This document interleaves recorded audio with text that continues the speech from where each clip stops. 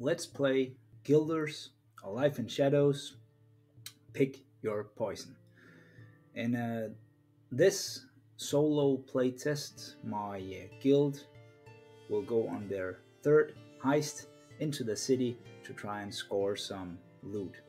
Today, I'll be bringing the following members of the guild. My guild master, who knows a bit of spells, Darkwater. He's trusty enforcer Ulak, and half orc from the fighting pits.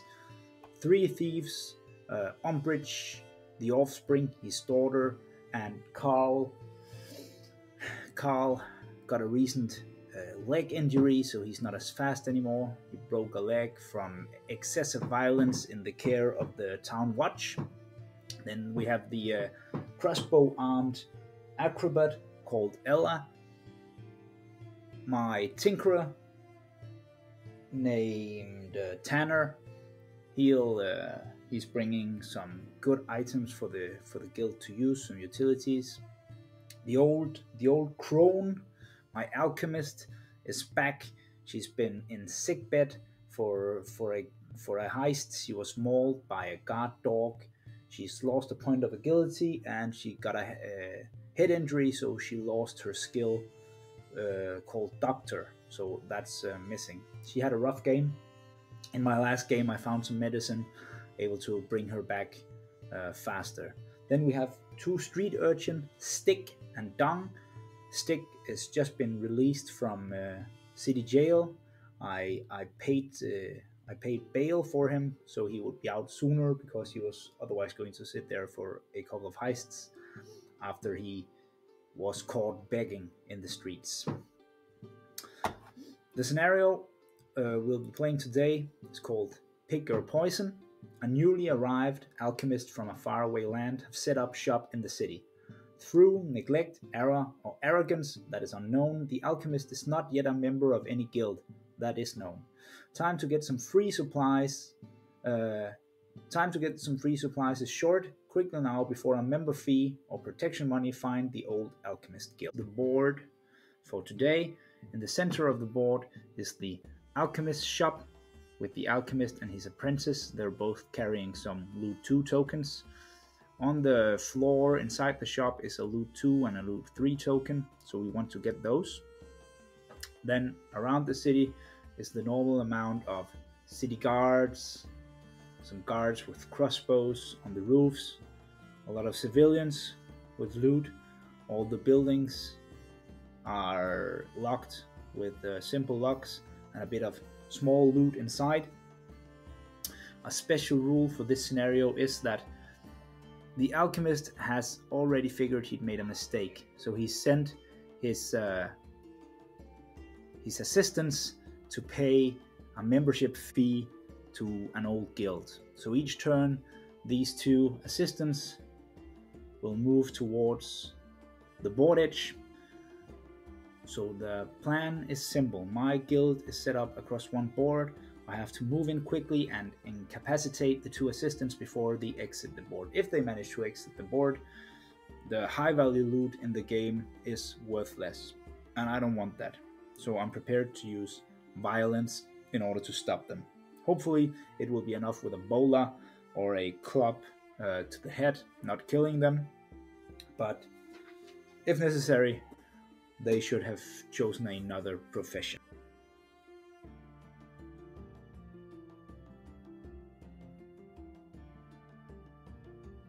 An acrobat, moving into the board and climbing up to the roof of a building right here just outside the camera. She can provide overwatch over the area and perhaps get a nice shot at the one assistant. The guards will intervene on a 10. 9, I get to activate another miniature. My street urchin Stick is just going to move into the city. Street urchin have the nice ability that guards won't attack them unless they're carrying stolen goods or are wanted for a crime. So the street urchin are very good to sneak into the store even when the guards are hostile and try and steal some supplies. I roll a 7, so the guards don't intervene. Let's get the next street urchin into position. The guards intervene on an 8. Another a 9, so that's the guards right now. There's no alarm on the board. There's nothing illegal going on, so the guards just move around randomly at this point. Roll a d10. Use the top of the d10 to figure out their direction. That's all the guards moved.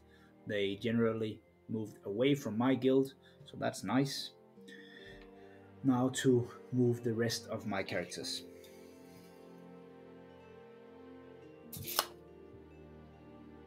Offspring is going to go into this crowd in order to pick their pockets in a bit.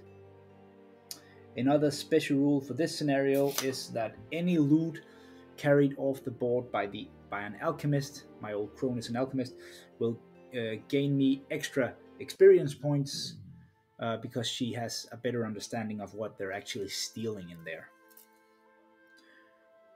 Carl, who broke a leg and is now slower, will move up to this house and try to pick the lock. 3 plus a guilty 3, that's a 6. Even with his lock pick, it's only a 7. He needs an 8, so no picking that lock. Umbridge will try and pick the lock on this house where the acrobat is stationed. He rolls a 5 plus 3, so that's enough to pick the lock, and he picks up a loot 1 token. Let's get the enforcer into position, ready to try and take out the alchemist assistant. My tinkerer is just going to move into the board. His main job will be to just carry off loot, and my guildmaster is going in there. He can use some of his spells to try and block the path of the assistants. That's the end of my first turn of movement. Now it's time to move the civilians. Roll a d10. They move that many inches in that direction. In this scenario, we start with the assistants. They move towards the closest board edge. 1d10 inches. So that's really bad. That assistant moved 10 inches. He's already very close to getting off the board.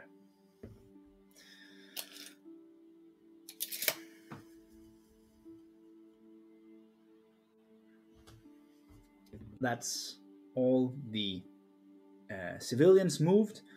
One of them was pretty lucky for me because the crowd right here moved all the way up here with my thief, the offspring, bringing her close enough to actually take an action and try to simply stab the assistant next turn.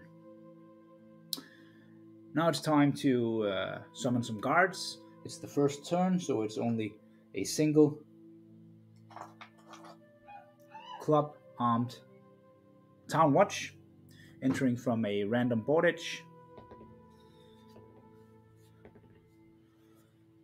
He's coming from this board edge over here in the middle, since there's no alarm on the board. Lastly, the overall alertness goes up by 2, as this is a solo game, so the pressure builds each turn even if I'm completely stealthy. So here we are at the start of turn 2. One of the assistants in red moved 6 inches out, and the assistant on the other side moved 10 inches and is already close to the board edge. I have a thief in the crowd right there. She'll be able to at least run him down and try to keep him in place. I have my crossbow-armed acrobat on a roof up here. She'll try to take him out with a shot. And then the rest of my guild is simply moving into the city, trying to break some locks, pick up some loot, and get in position to actually rob the place. But first things first, we have to stop the assistants. So my acrobat is going to take a shot with her crossbow. So you can see the assistant. She used her first action to aim, giving her a bonus to the shot. She is higher than the guy she's shooting at, giving her another bonus. And she hasn't moved at all, so there's no minus. And the guy is in no kind of cover. So she rolls a d10. She rolls a 9, plus 1 for aiming, plus 1 for the height, and plus her range skill, that's 3, so 14 in total. And the assistant rolls an 8, plus their agility of 3, so that's only 11, meaning he's taken out. He's killed with a scream as he is hit in the back with a bolt. My acrobat Ella just got infamy, which is something you gain whenever you attack civilians or guards in cold blood and kill them. If you have a lot of infamy, the guards will always prioritize those guilders as a target.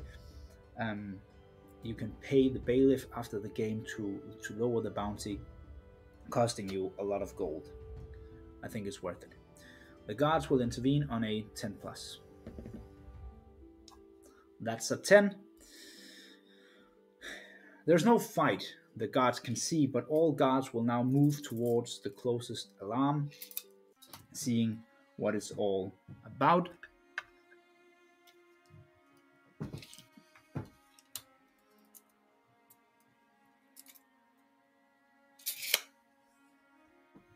That's all the guards moved. Their attention is firmly focused over there, where there's a dead body in the streets with a suspicious crossbow bolt in their back. But it does leave me freedom to do whatever I want for the remainder of the second turn.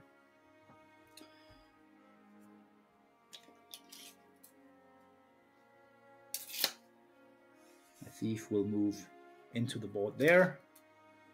And the Tinkerer will use one action to go up next to him, and his second action to take over the loot that he's carrying. Carl will again try to break the lock in the house with the lockpick. He rolls a 10, so that's a success. A bit of loot for him. And with his second action, he will also go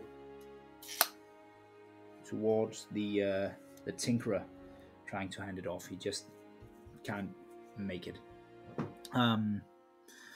Next up, I'll use my my Enforcer. My Enforcer recently got a level up and a skill called Charge, so she can make a free melee action as long as she's moved at least her full movement stat first. So she uses both her actions to move up to the assistant and then simply try and take him out in cold blood. The red die is the civilian. He's trying to dodge with an agility of 3, and the blue die is my Enforcer.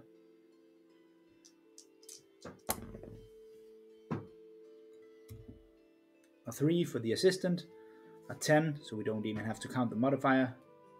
He's also killed. There's a bit of alarm and a bit of infamy for my Enforcer. It does, however,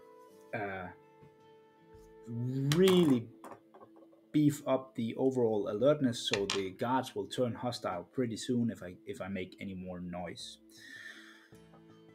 My Guildmaster has the ability to remove some alarm on the board, so he'll use his cantrip spell, remove sound, and remove one of the alarm tokens, just taking the edge of the pressure. So I've already taken out the apprentices with a fair bit of violence and a good shot with my crossbow. If the crossbow shot had missed, I'm not sure I would have been able to actually catch the apprentice. So 2 guys now have a small bounty on their head. There's blood in the streets and a lot of alarm on the board.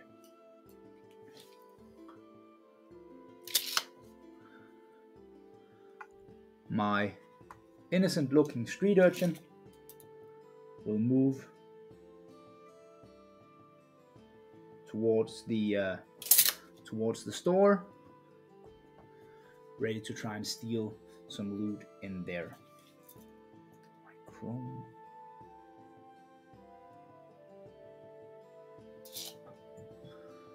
There. And that's all my guys moved. Time to move the civilians in turn 2. Oh, I still have a guy over there.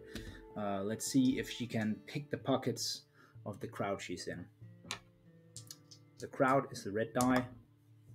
They roll an 8, so that's a 10 total. She rolls a 10, bringing her to 13. That's a success. She takes the loot and exits the crowd.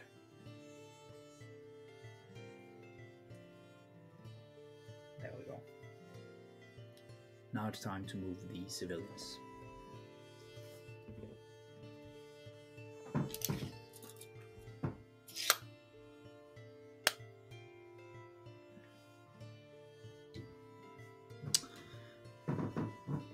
That's all the civilians moved. They've just scattered about a bit.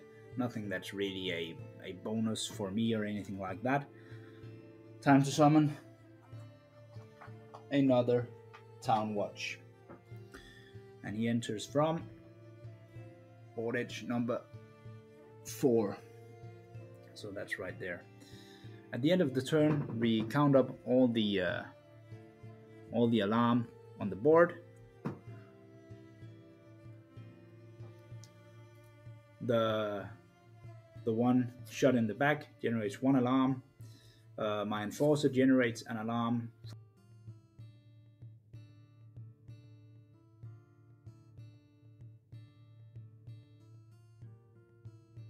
Bringing the overall alertness to 5, and then another 2 because I'm playing solo, so we are already on 7. So here we are at the start of turn 3. My guildmaster and the enforcer is on one side of the shop. They'll move in a bit and steal everything with violence if needed.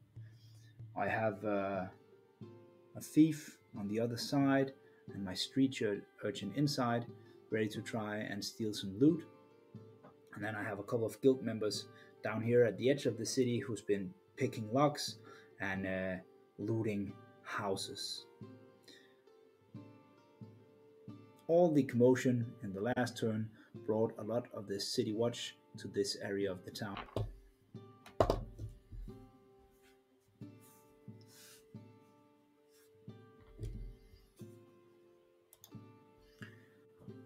And we're on turn number 3.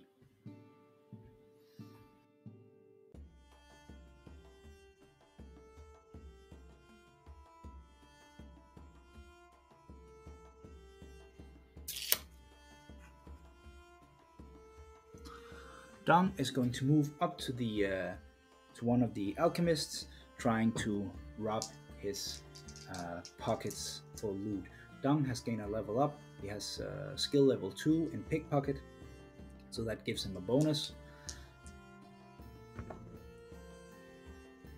He rolls a 6, 7, 8, 9, and the shopkeeper rolls a 5, so that's a successful steal.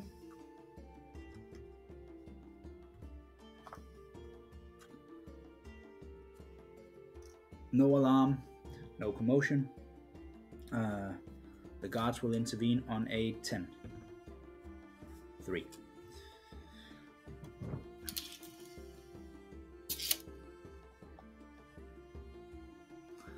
Stick is moving up, trying to do the same. He's been spending a couple of games in jail, so he does not have as good a pickpocket skill as Dong. He rolls a 1, plus 2. The shopkeeper rolls a 2, so he gets noticed. He's pushed away, and the shopkeeper shouts and calls the guard. The guards intervene on a 9+. That's a 3. So right now, the only place in town there's alarm is inside the shop, meaning that if the guards intervene, they'll all rush towards the center of the board. So I can choose to try and cause a diversion by making more noise somewhere else. That would be bad because it's going to raise the overall alertness. So I think I'll use my my guildmaster to go in there and use his spell to remove it.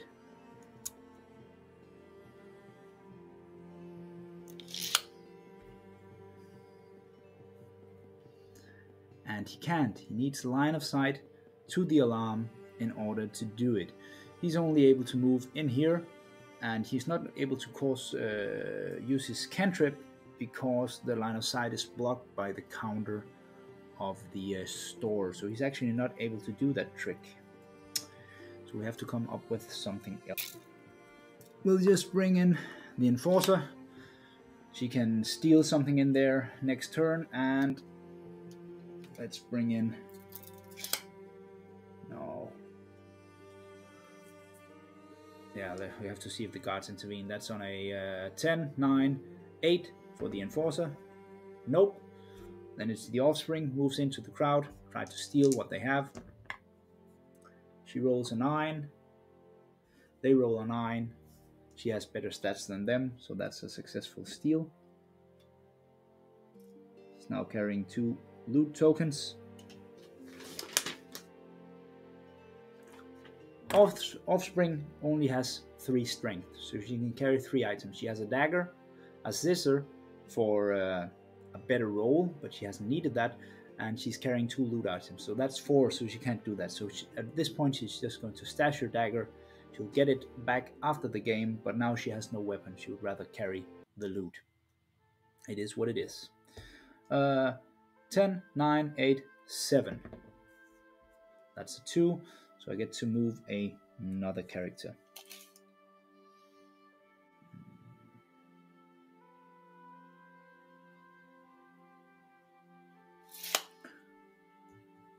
So the guards intervene on a 6+. That's an 8, so it's the guards' turn. They don't have line of sight to fight, but they're all going to move towards the alarm, knowing that something fishy is going on in town. We activate them in the order they're closest to the alarm. That's 4. That's all the guards moved. We have a guard inside the alchemy shop looking at what's going on, and a ton of guards super close outside. So it's time to decide if this is going to turn into a bloodbath for loot, or to try and simply get away with what I have.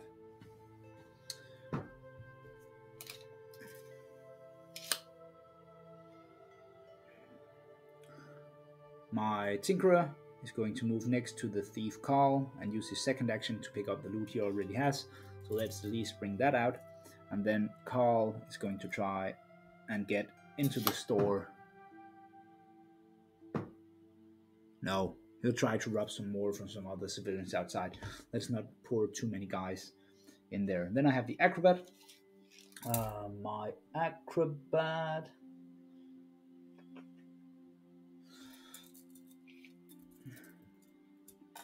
is going to jump down from the roof and move a bit closer to the action. That's all my guys. Time to move the civilians.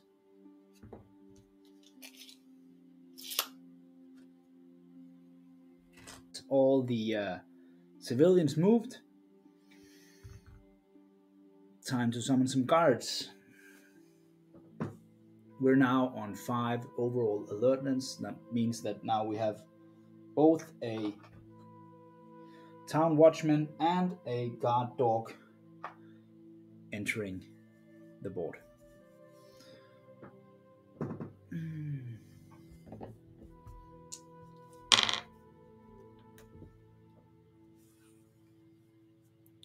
Let's roll for the guard dog first.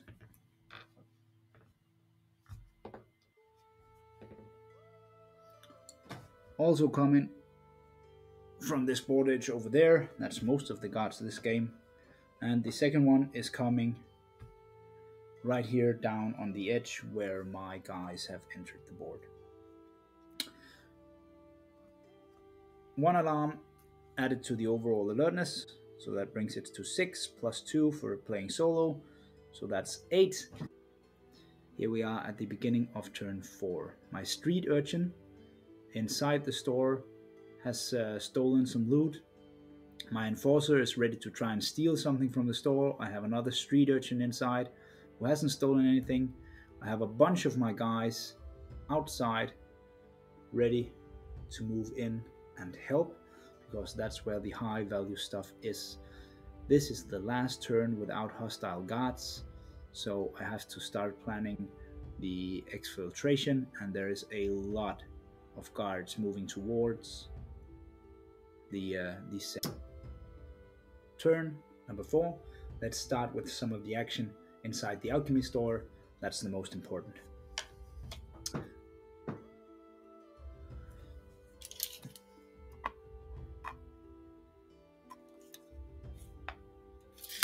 I'm going to start off by simply moving out one of the street urchin, Dong, who has some loot.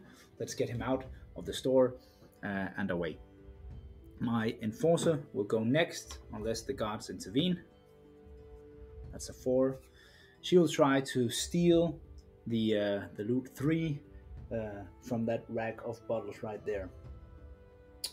The enforcer has an agility of 3. The alchemist has a savvy of 2. I roll a 5, they roll a 10, so that's pushed back and caused some alarm as he noticed her. With her second action, she'll move back, so she has an option to steal it again next turn. The guards intervene on a 9. 7. This street urchin right here will move up there and try to steal the loot from that alchemist. Roll a total of 10. The alchemist roll a total of 8, so that's stolen.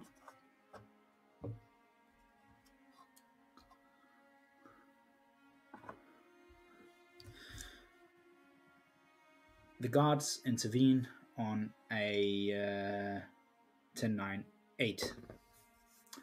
And that's the point. It becomes clear that I made a mistake. I should have prioritized moving my guildmaster into the shop to remove that alarm before trying to do any more stuff. Now there's an alarm in the middle of my objective, and all the guards, because they're not hostile yet, is going to move into the store.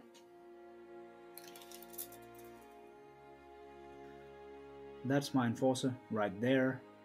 These are all town watch. Those are the doors, and this is the stuff I want to get. I think Offspring is just going to move off the board with the 2 loot she's already secured. Then my Tinkerer is going to move off the board with the loot he's already secured.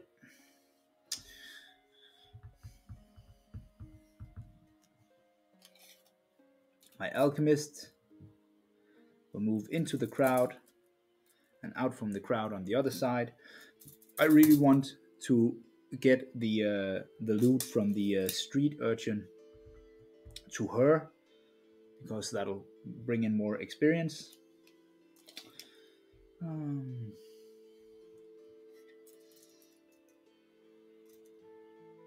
Umbridge will move up here. He might be able to score just a bit more loot before exiting the board. My Acrobat is in no way going to get anything more done, she might as well get out before everything hits the fan. And then I have my guild master.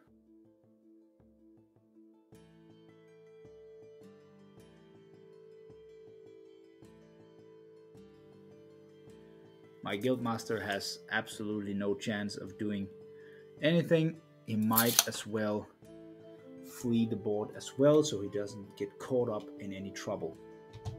That's all my guys. Time to move the civilians.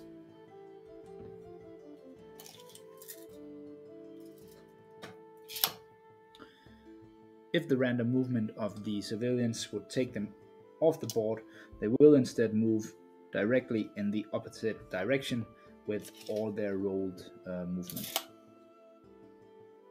That's all the civilians moved. I just remembered that I forgot to use Carl. So let's see if he can gain just a bit of extra loot before it's too late. Time to summon some guards. The overall alertness is 8. That's D3 Town Watch. So 1 Town Watch and 1 guard. So the summoned Town Watch is 1D3 Town Watch. I rolled 1 and 1 dog. That's good for me. The dog enters from board edge number 3.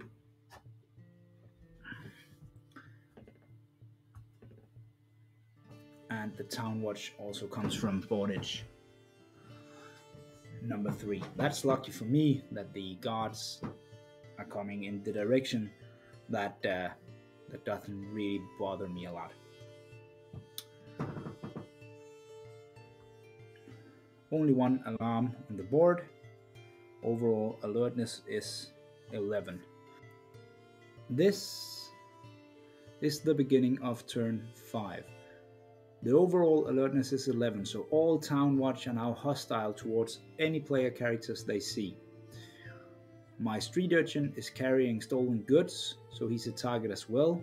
He's no longer inconspicuous. I have some guys, like a thief over there and a thief down there, who are not within line of sight, and they're pretty far from the guards, so they'll just try to steal a bit of loot before getting out. I really want to hand off the loot from inside the alchemist shop that the street urchin is carrying to the old crone, so that I can gain some extra XP, but other than that, it's all about getting out and see if I can find any way to bring out my enforcer without it ending in a bloodbath, but I don't see any way it's really possible. Turn number 5.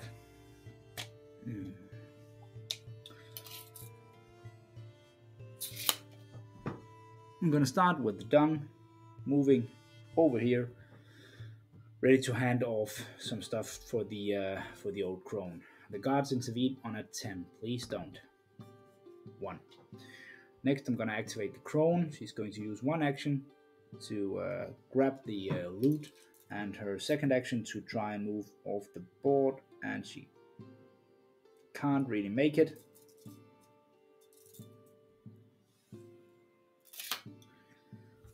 But she's close. She'll get out next turn.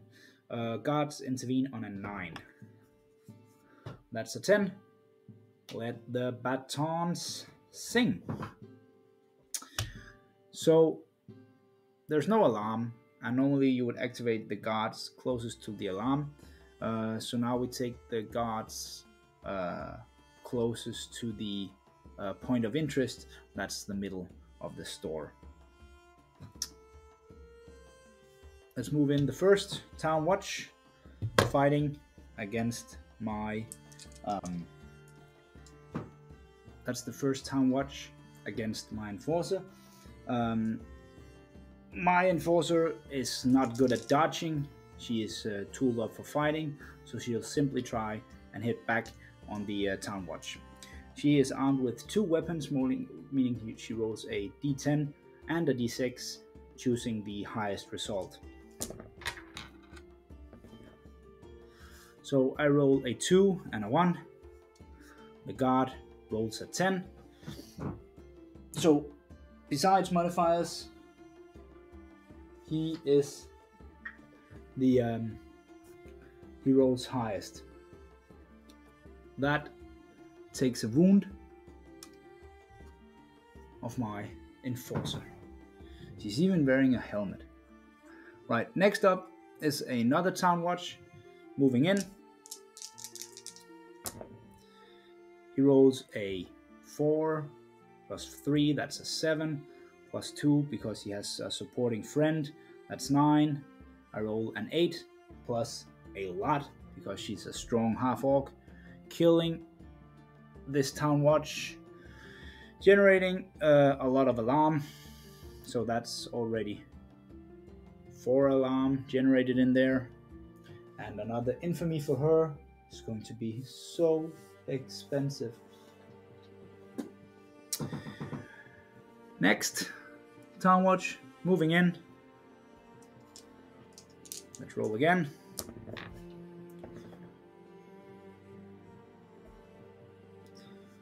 Town watch rolls a 9,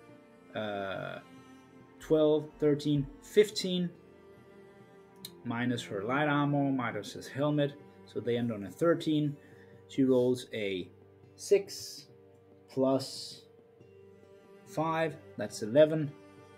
That's not enough. She's knocked out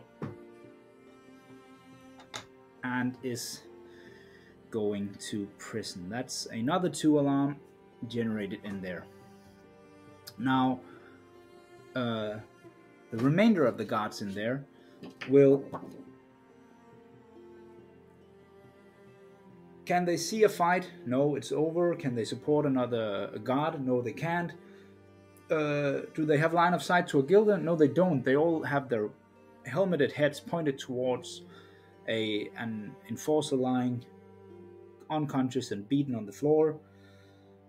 Move towards nearest alarm, fight if possible. So they all move further towards all this commotion down here.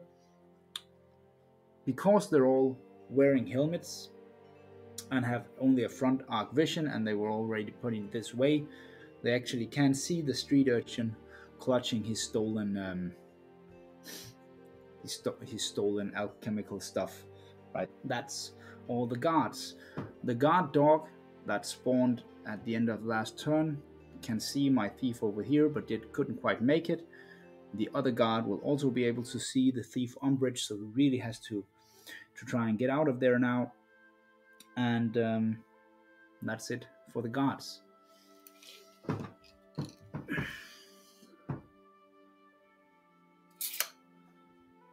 So Umbridge is not even going to try and pickpocket that civilian crowd. He won't be able to make it out then, so he's just moving out of the board. This street urchin in here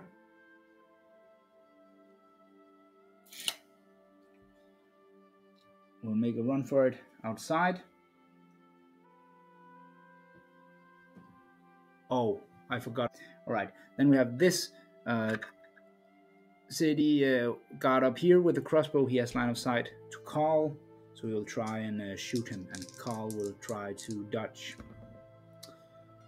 So that's 6, 7, 8, 9 for me, and for the city guard it's 4, 8, 9 because he's higher up, 10 because he can see the entire model. So that's Carl taking a crossbow bolt and is out, bleeding, causing some alarm because he just got hit by a crossbow bolt. So that's all the city guard and one less guy for me. And I don't have any more miniatures. Let's move the civilians.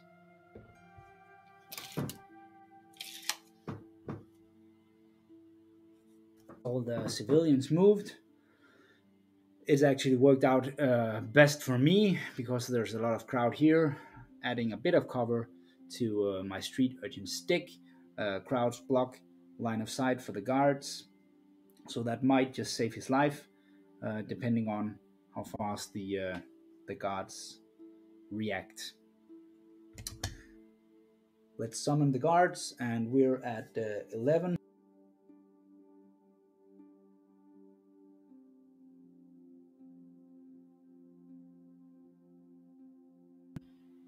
1d3 City Watch. City Watch are armed with lethal weapons, swords, metal armors, shields, one city guard. And he enters the board from board edge number 2. So that's right up here. Here we are at the beginning of turn 6. A lot of the town watch is clutched up in the middle of the alchemy store. That's where the trouble have been. I have 3 guys left on the board that just needs to get out. So this will really be a matter of whether I can get out from the line of sight of that crossbowman up there before the guards intervene. When the overall alertness is above 10 and there is no active alarm on the board, guards will move towards the point of interest if they have nothing else to do and they can't see any.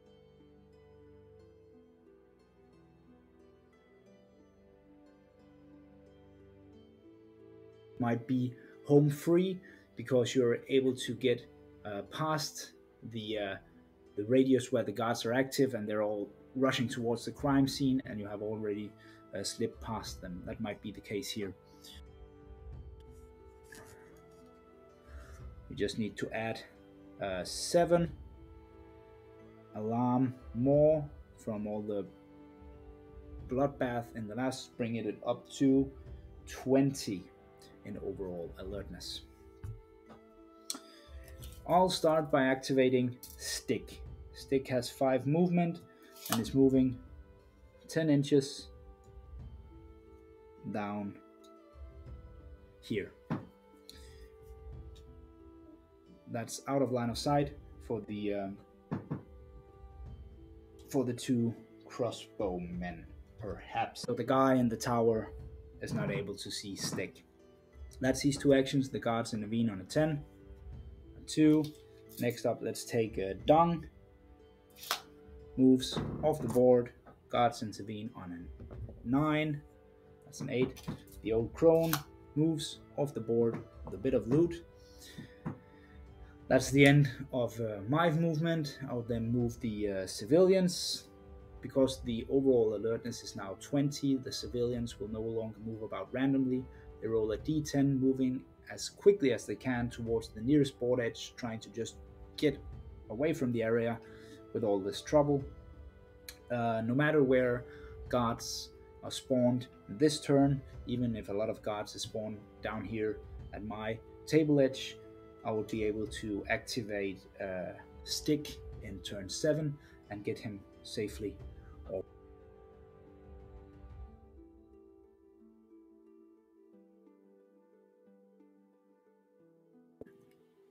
Thanks for watching this solo playthrough of heist number 3, Pick Your Poison.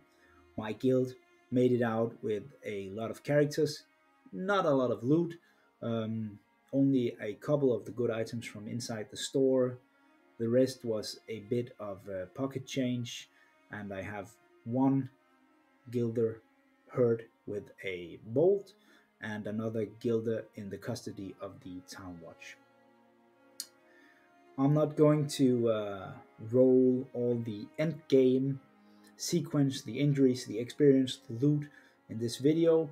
For that, go and check out how to play Guilders Alive in Shadow end game sequence, because that will be using the stuff from this particular game to make that video. And for that part of the game, you can always check out the first and the second Let's Play videos, A Regular Day's Work and Pious Pickpockets with this guild, where I go through the entire sequence of the end game section. Please go and check out Guilders, download the game, give it a read through, offer feedback. It makes a ton of difference in this development process. Until next time, have a good day.